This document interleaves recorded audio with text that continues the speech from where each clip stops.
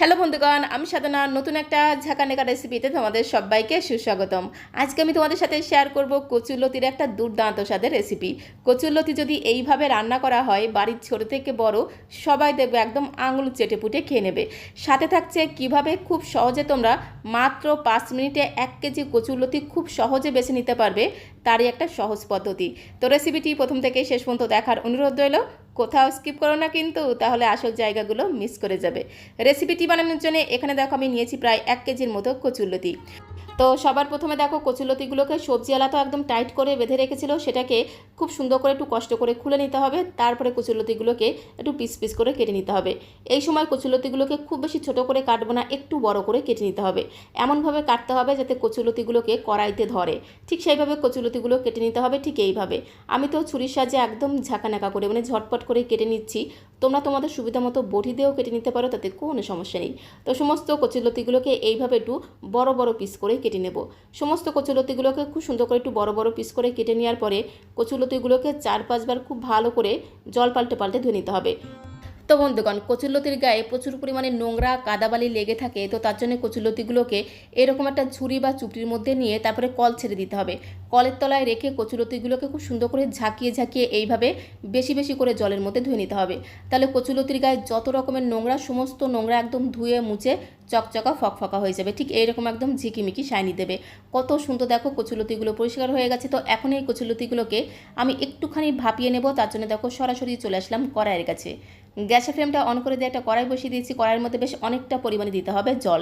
জলের মধ্যে দিতে হবে সামান্য পরিমাণে লবণ। তারপরে লবণটাকে খুব সুন্দর করে একদম ঘোটানাটা করে একটু জলের সাথে মিশিয়ে নেব।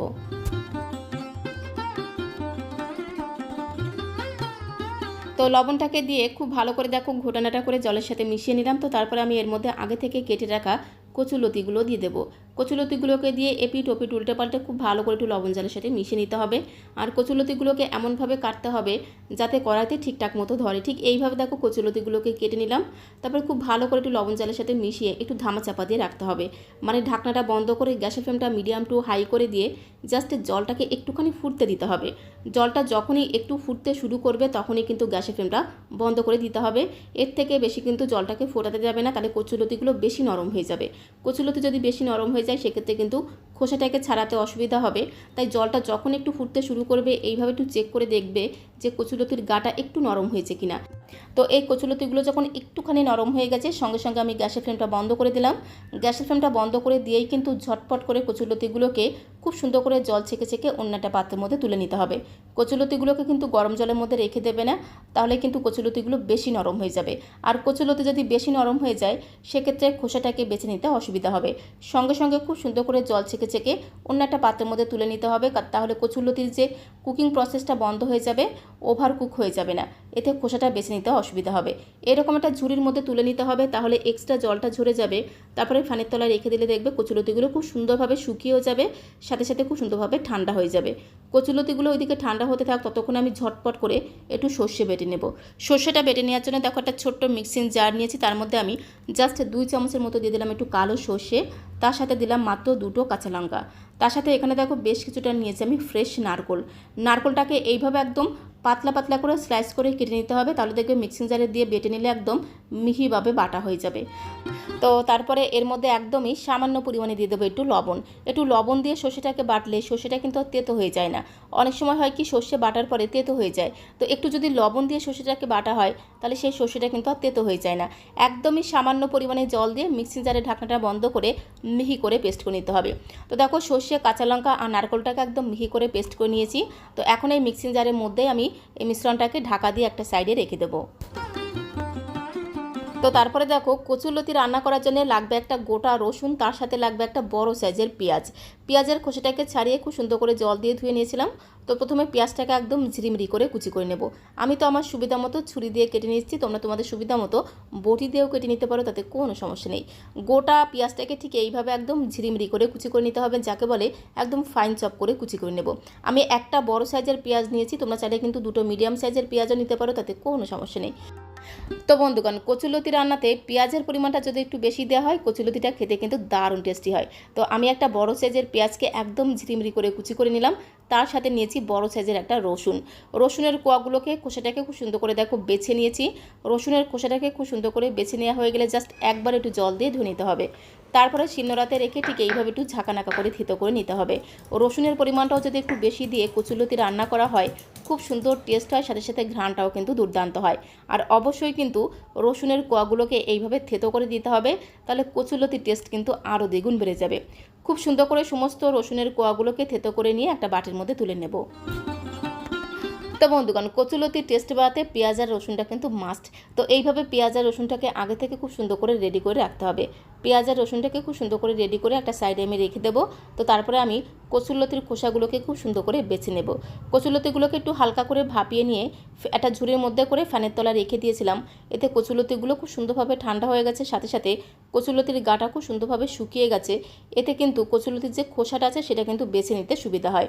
তো এইভাবে সমস্ত কচুলতির খোসাগুলোকে দেখো একটুখানি টান দিলেই কত সহজে দেখো বাছা হয়ে যাচ্ছে, আর গাটা দেখো কত সুন্দর পরিষ্কার হয়ে যাচ্ছে। এইভাবে যদি একটু হালকা গরম জলের মধ্যে কচুলতিগুলোকে একটুখানি ভাপিয়ে নিয়ে খোসাটাকে বেছে নেওয়া হয়, খুব সহজে কিন্তু কচুলতির খোসাগুলো বেছে নেওয়া যায়।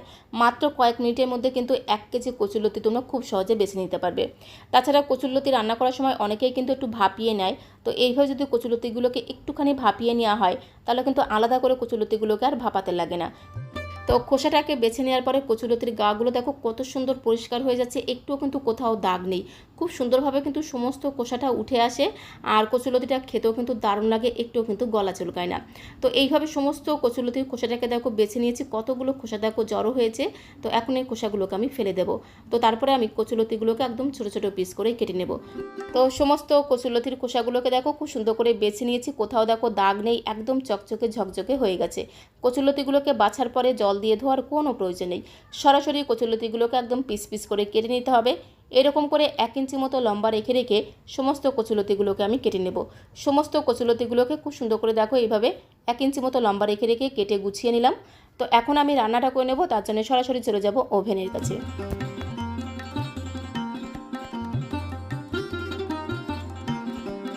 এদিকে দেখো গ্যাসের ফ্লেমটা অন করে দিয়ে একটা কড়াই বসিয়ে দিয়েছি। কড়াইটা যখন খুব ভালো মতো গরম হয়ে গেছে, কড়াইয়ের মধ্যে জাস্ট 3 চামচের মতো দিয়ে দিলাম একটু সর্ষের তেল।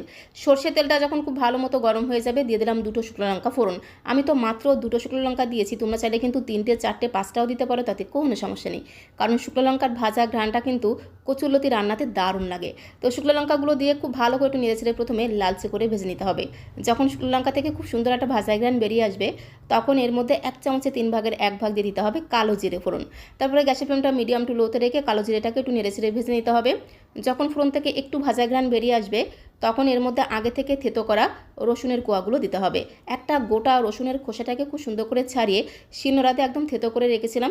কচুলতি রান্নাতে রসুনটাকে থেতো করে দিলে খেতে কিন্তু দারুণ টেস্টি হয়, খুব সুন্দর টেস্ট হয়, সাথে সাথে ঘ্রাণটাও কিন্তু দুর্দান্ত হয়। বেশ কিছু সময় ধরে নেড়েচেড়ে রসুনটাকে একদম লাল লাল করে ভেজে নিতে হবে, যতক্ষণ না রসুনের কাঁচা গন্ধটা চলে গিয়ে খুব সুন্দর একটা ভাজা ঘ্রাণ বেরিয়ে আসছে।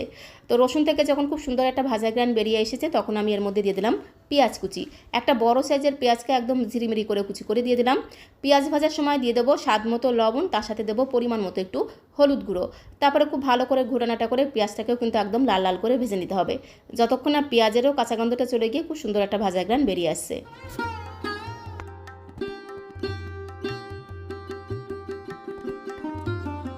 তো দেখো বেশ কিছু সময় ধরে খুব সুন্দর করে ঘোটানাটা করে পেঁয়াজটাকে একদম লাল লাল করে ভেজে নিয়েছি। পেঁয়াজ থেকে যখন খুব সুন্দর একটা ভাজা ঘ্রাণ বেরিয়ে এসেছে, তখন আমি এর মধ্যে দিয়ে দিলাম মিক্সিং জারে বেটে রাখা সর্ষে, কাঁচা লঙ্কা আর নারকোল বাটা। তো দেখো নারকোল, সর্ষে আর কাঁচা লঙ্কাকে একদম মিহি করে বেটে রেখেছিলাম, সেই বাটা মিশ্রণটাকে দিয়ে খুব ভালো করে নেড়েচেড়ে বেশ কিছু সময় ধরে একটু কষিয়ে নেব। যতক্ষণ না নারকোল থেকে খুব সুন্দর একটা ভাজা ঘ্রাণ বেরিয়ে আসছে, ততক্ষণ অবধি নেড়েচেড়ে মশলাটাকে একটু কষিয়ে নিতে হবে। ওই মোটামুটি 3 থেকে 4 মিনিট সময় ধরে একটু নেড়েচেড়ে কষিয়ে নিলেই কিন্তু যথেষ্ট। তো 3-4 মিনিট সময় ধরে দেখো মশলাটাকে একটু কষিয়ে নিয়েছি। তো এখন আমি এর মধ্যে সামান্য কিছু গুঁড়ো মশলা অ্যাড করে দেবো। তো সবার প্রথমে দিয়ে দিলাম পরিমাণ মতো হলুদের গুঁড়ো, একদমই সামান্য পরিমাণে দিয়ে দিলাম জিরের গুঁড়ো, তার সাথে একদমই সামান্য পরিমাণে দিয়ে দিলাম ধনিয়া গুঁড়ো, তার সাথে খুব সুন্দর একটা রঙের জন্য এর মধ্যে একদমই সামান্য পরিমাণে দিয়ে দেবো একটু কাশ্মীরি লাল লঙ্কার গুঁড়ো। এই কাশ্মীরি লাল লঙ্কাতে কোনো রকম ঝাল হবে না, খুব সুন্দর একটা রঙ হবে। একদমই সামান্য পরিমাণে কাশ্মীরি লাল লঙ্কা দিয়ে দিলাম। তার সাথে মিক্সিং জারটা ধুয়ে সামান্য পরিমাণে জল দিয়ে দিলাম। একদমই অল্প গুঁড়ো মশলা আমি দিলাম। যত অল্প মশলায় কচুলতিটা রান্না করবে খেতে কিন্তু ততটাই টেস্টি হবে। তবে মশলার পরিমাণটা তোমরা আরও বাড়িয়ে অথবা কমিয়ে নিতে পারো, তাতে কোনো সমস্যা নেই। তো সমস্ত গুঁড়ো মশলা দিয়ে খুব ভালো করে দেখো ঘোটানাটা করে মিশিয়ে নিলাম। তারপরে গ্যাসের ফ্লেমটা মিডিয়াম টু লো করে দিয়ে মশলাটাকে বেশ কিছু সময় ধরে একটু কষিয়ে নিতে হবে। মশলাটা ওদিকে কষা হতে থাক, ততক্ষণে এদিকে দেখো গ্যাসের অন্য একটা ওভেনে আমি একটা কড়াই বসিয়ে দিচ্ছি। কড়াইটা যখন খুব ভালো মতো গরম হয়ে গেছে, কড়াইয়ের মধ্যে জাস্ট 2 চামচের মতো দিয়ে দিলাম একটু সর্ষের তেল। সর্ষের তেলটাকে দিয়ে খুব ভালো করে একটু ঘোটানাটা করে কড়াইয়ের গায়ে লাগিয়ে নিতে হবে। আর এখানে দেখো আমি 250 গ্রাম নিয়েছি চিংড়ি। চিংড়িগুলোকে আগে থেকে খুব সুন্দর করে কেটে বেছে পরিষ্কার করে রেখেছিলাম। তো চিংড়ির মধ্যে সামান্য পরিমাণে নুন আর হলুদ দিয়ে ম্যারিনেট করে রেখেছিলাম। ম্যারিনেট করা চিংড়িগুলোকে দিয়ে গ্যাসের ফ্লেমটা বাড়িয়ে দিয়ে মানে হাইতে রেখে জাস্ট 2 মিনিট সময় ধরে একটু ভাজতে হবে। চিংড়ি কিন্তু খুব বেশি সময় ধরে ভাজলে শক্ত হয়ে যায়, খেতে কিন্তু একদমই ভালো লাগে না। তাই গ্যাসের ফ্লেমটা বাড়িয়ে দিয়ে জাস্ট 2 মিনিট সময় ধরে একটু নেড়ে চেড়ে ভেজে নিতে হবে। চিংড়িটা ভাজা হয়ে গেছে, গ্যাসের ফ্লেমটা বন্ধ করে দিলাম। এরকম করে চিংড়িটাকে একটু হালকা করে ভেজে নিতে হবে, তাহলে চিংড়িটা খেতে কিন্তু দারুণ টেস্টি লাগবে। এদিকে দেখো মশলাটাকে গ্যাসের ফ্লেমটা মিডিয়াম টু লোতে রেখে বেশ কিছু সময় ধরে খুব ভালো করে ঘোটানাটা করে কষিয়ে নিয়েছি। মশলার কাঁচা গন্ধগুলো চলে গিয়ে খুব সুন্দর একটা ভাজা গ্রান বেরিয়ে এসেছে। তো তখন আমি এর মধ্যে দিয়ে দেবো আগে থেকে কেটে বেছে পরিষ্কার করে রাখা কচুরলতিগুলোকে।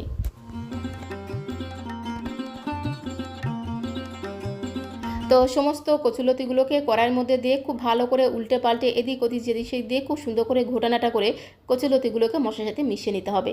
গ্যাসের ফ্লেমটা কিন্তু বাড়ানো যাবে না, গ্যাসের ফ্লেমটা মিডিয়াম টু লোতে রেখে কন্টিনিউ নেড়ে ছেড়ে এইভাবে কচুলতিগুলোকে খুব সুন্দর করে মশলার সাথে মিশিয়ে নিতে হবে।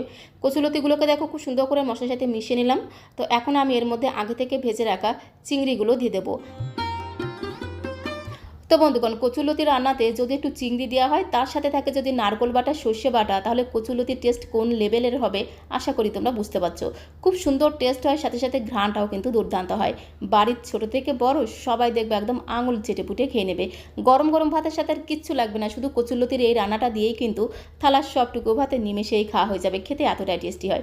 সমস্ত চিংড়িগুলোকে দিয়ে খুব ভালো করে ঘোটানাটা করে কচুলতির সাথে মেশানো হয়ে গেলে এর মধ্যে আমি 3টে কাঁচা লঙ্কা দিয়ে আরও একবার খুব ভালো করে মিশিয়ে নেব। তারপর আমি এর মধ্যে পরিমাণ মতো অ্যাড করে দেবো গরম জল। কচুলতির এই রান্নাটা আমি একটু মাখো মাখো করে রান্না করব, তাহলে গরম গরম ভাতের সাথে খেতে কিন্তু দারুণ লাগবে। প্রথমে অল্প করে একটু গরম জল দিয়ে মিশিয়ে নিলাম, তারপরে আরেকটুখানি গরম জল দিয়ে আবারও খুব ভালো করে একটু ঘোটানাটা করে মিশিয়ে নেব। একটুখানি গ্রেভি থাকলে গরম গরম ভাতের সাথে খেতে কিন্তু দারুণ লাগবে। তো তার জন্য সেই আন্দাজে পরিমাণ মতো গরম জল দিয়ে খুব ভালো করে মিশিয়ে নেব। আর এই সময় একটু চেক করে দেখতে হবে লবণের পরিমাণটা ঠিকঠাক আছে কিনা, কারণ প্রথম দিকে যদি লবণটা ঠিকঠাক থাকে তাহলে রান্নার স্বাদ আর গন্ধ কিন্তু আরও দ্বিগুণ বেড়ে যায়। তো আমি একটু চেক করে দেখলাম লবণের পরিমাণটা যথেষ্ট কম মনে হয়েছে, তাই এর মধ্যে আরেকটুখানি স্বাদ মতো লবণ দিয়ে খুব ভালো করে ঘোটানাটা করে মিশিয়ে নেব।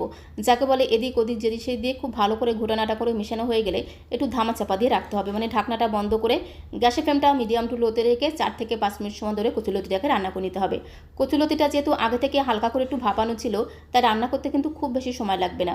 ঢাকা দিয়ে 4-5 মিনিট সময় ধরে কচুলতিটাকে রান্না করে নিয়েছি। মাঝখানে 2-1 বার ঢাকনাটা তুলে অবশ্যই কিন্তু একটু ঘোটানাটা করে দিতে হবে, নাহলে আবার তলা দিয়ে পুড়ে যেতে পারে। তো ঢাকনাটা তুলে খুব ভালো করে একটু নেড়ে মিশিয়ে নেব। তারপরে এই সময় দিতে হবে 1/2 চামচ চিনি। চিনিটা কিন্তু অবশ্যই দেবে, তাহলে স্বাদের ব্যালেন্সটা ঠিকঠাক থাকবে, খেতেও কিন্তু দারুণ লাগবে। তার সাথে 2 থেকে 3 চিমটির মতো দিতে হবে একটু গরম মশলার গুঁড়ো। গরম মশলার গুঁড়ো কিন্তু একদমই অল্প করে দিতে হবে। আর যেহেতু চিংড়ি দেওয়া আছে, একটুখানি গরম মশলার গুঁড়ো দিলে কচুলতির স্বাদ আর গন্ধ আরও দ্বিগুণ বেড়ে যাবে। তো অল্প একটু গরম মশলার গুঁড়ো দিয়ে খুব ভালো করে মিশিয়ে নিলাম। আর একটু চিনি দেওয়ার কারণে কচুলতিটা বেশ একটু হালকা মিষ্টি মিষ্টি খেতে হবে, খেতে কিন্তু দারুণ লাগবে। তো একটুখানি চিনি গরম মশলার গুঁড়ো দিয়ে খুব ভালো করে মেশানো হয়ে গেলে আবারও ঢাকা দিয়ে জাস্ট 2 মিনিট সময় ধরে একটু রান্না করে নিতে হবে। কচুলতি থেকে দেখো তেল ছাড়তে শুরু করে দিয়েছে, রান্নাটা কিন্তু একদমই রেডি হয়ে গেছে। আর 2 মিনিট পরে যখনই ঢাকনাটা তুলবে দেখবে কি সুন্দর একটা ঘ্রাণ তোমরা পাবে। এর মধ্যে যেহেতু সর্ষে বাটা দিয়ে আছে, নারকোল বাটা দিয়ে আছে, চিংড়ি মাছ সব মিলেমিশে কিন্তু দারুণ সুন্দর একটা ফ্লেভার পাবে। তো তারপরে ঢাকনাটা তুলে গ্যাসের ফ্লেমটা বন্ধ করে দিলাম। একটুখানি নেড়ে মিশিয়ে নিলেই কিন্তু স্বাদে গন্ধে ভরপুর দুর্দান্ত স্বাদের কচুলতিটা কিন্তু একদমই রেডি হয়ে যাবে।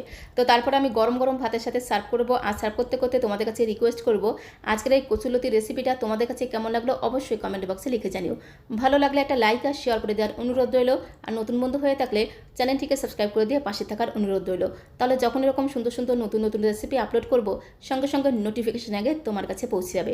তো আজকের মতো এই পর্যন্ত, সবাইকে অসংখ্য ধন্যবাদ।